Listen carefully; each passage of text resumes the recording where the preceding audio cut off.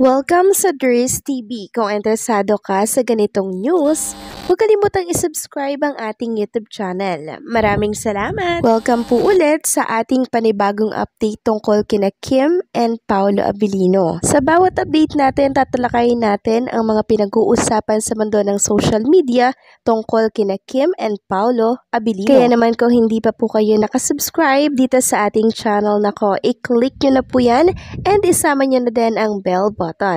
So, ayan, welcome back again sa ating YouTube channel mga kakimpaw. And sa update natin ito, ang pag-uusapan natin ay tungkol sa mga importanteng kaganapan kina Kim and syempre kay Paolo Abilino. So, sana tapusin niyo pong update natin kasi may good news po ako sa inyong lahat na ikakatuwa po ninyo, okay? Pero bago po yan, narito muna ang mga napili nating komento patungkol yan sa naging previous update natin. Unang komento mula ito kay Rosemary Diano. Sabi niya, that's Paolo personality ever since. Pag lumabas yan, naka-ninja moves talaga yan. Hindi siya ma-social media. And ang dami niyang natulungan. Even Kim, sinabi niya na napaka-generous ni Paolo. Pero ayaw ni Paolo na i-post yung pinamigay niya or yung natulungan niya. There's latest interview ni Kim and Pao na sabi ni Kim na hardworking daw talaga siya na tao. Marami siyang ginawa araw-araw. Sabi ni Pao, ako din naman pero hindi lang daw siya nagpo-post. Maraming salamat po sa komento, Mama Rosemary Diano. Yes, agree po ako sa inyong komento and totoo po yan na si Paolo Abilino hindi po siya ma-social media pero ang dami niya pong natulungan. Maging si Kim Chiu din po mga kakimpaw, ganyan din po siya. Siya yung pagtumulong hindi niya po pinapost sa social media. Hinahayaan po nilang dalawa na sa ibang tao manggaling yung pagtulong nila. O di ba nakakatuwa, hindi po katulad ng ibang mga showbiz personality na talagang inaano nila, di ba? Pinapakita nila, binablog nila, pinagkakakitaan nila. Pero si Kim and Paolo, sekretong tumutulong mga kakimpaw. Kaya nakaka-proud lang na ito po yung ating sinusuportahan na artista, 'di ba? Talaga namang worth it yung pagsuporta natin sa kanila. And also mga kakimpaw, si Paolo Abilino yung seryoso talagang tao, 'di ba? Kaya pagdating sa pagmamahal, seryoso din po siya. And also wala akong nababalitaan na nanloko si Paolo, nag 2 times si Paolo Abilino. Wala po mga kakimpaw.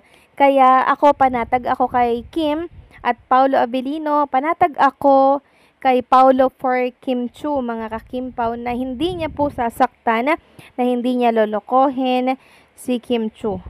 Kaya sa mga patuloy po nangangamba and syempre natatakot na baka iwan someday ni Paolo Abilino si Kim Chiu, hindi mga kakimpaw. Kasi isipin na lang natin yung 15 years na inantay ng isang Paolo. Hindi niya yon sasayangin. Next comment naman mula po ito kay Josephine Bronjola. Sabi niya, kay Paolo na yon kung gusto niyang lokohin si Kim. Di natin hawak ang pagkatao ni Paolo. Pero malaki ang respeto at tiwala ko sa kanya na hindi niya lolokohin si Kim at wag na wag niya itong sasaktan.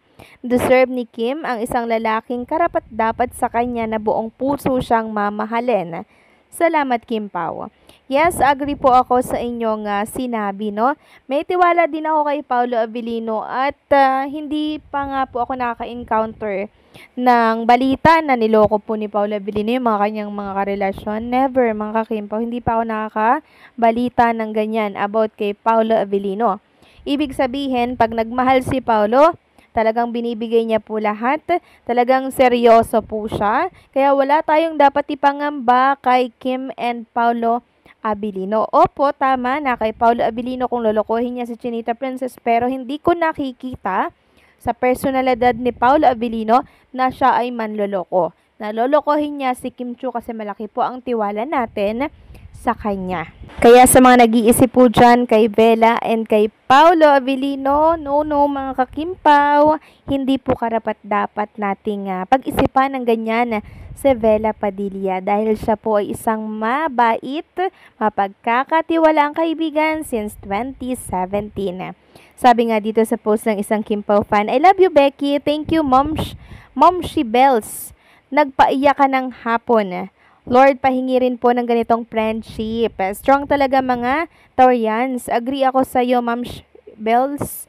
We refuse to say anything until we've resolved everything on our own. So, ayan po mga kakimpaw. O, love na love po nila ang isa't isa.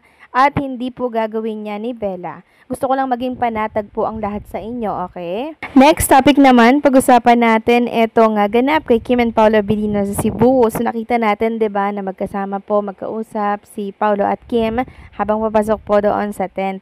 Sabi nga dito ng isang Kim Pao fan sa X, this Paolo is really talkative with his partner. Just like Yun Bin, an introvert, but when he got together with Suyin Jin, oh my, he became talkative too. Sem for real. When you're with your true love. So yes mga kakimpaw, iba po kasi ang feelings pag palagay ka talaga sa taong kausap mo, 'di ba? Talagang hindi ka mauubusan ng ikukwento sa kanya. Samantalang si Paolo Abilino, tagapakinig lamang yan, ano? Si Paolo, ganun din po kay Chinita Princess. Makwento din po yan. At si Kim, tagapakinig din. So, give and take, di ba mga kakimpaw? The feeling is mutual, ika nga nila. Samantalang, ito na yung good news, mga kakimpaw, na kung saan talaga namang pinag-uusapan sa X. Yes, mga kakimpaw, kasi kanina po, ang ABS-CBN News naglabas ng article tungkol doon sa Breadwinner Is, and syempre sa My Love Will Make It Disappear na pelikula po ni Kim and syempre ni Paolo Abilino. So, sabi dito mga kakimpaw, the film division delivered strong box office results from And the Breadwinner Is and My Love Will Make It Disappear with robust performance in overseas markets.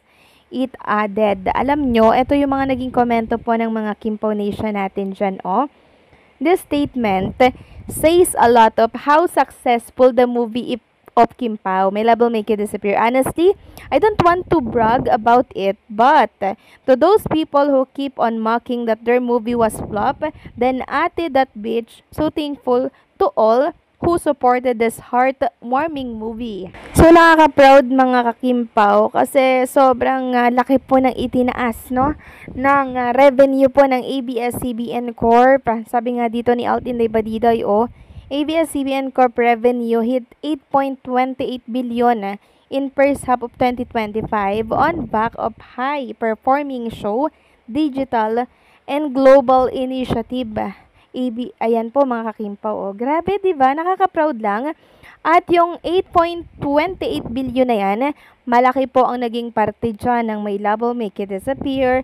And syempre, And the Breadwinner Is, mga kakimpaw talagang sinuportahan ito ng mga OFWs, ibang bansa, and syempre dito po sa ating bansa. So nakaka-proud lang talaga mga kakimpaw na ang ating sinusuportahan na love team na kung saan ay bida dito sa My Love Will Make It Disappear ay talaga naman pong box office ang resulta, 'di ba? Kaya sa mga nagsasabi po na flop ang movie ni Kim and Paolo Abilino, eto lang naman po 'yon, Ayan. Sila po ang namayagpag for 2025 at malaki ang naiambag sa revenue ng ABS-CBN. Congratulations Kim and Paolo Abilino. So paano mga kakimpaw, hanggang dito na lamang po ang update natin. Maraming salamat sa patuloy na pag-support.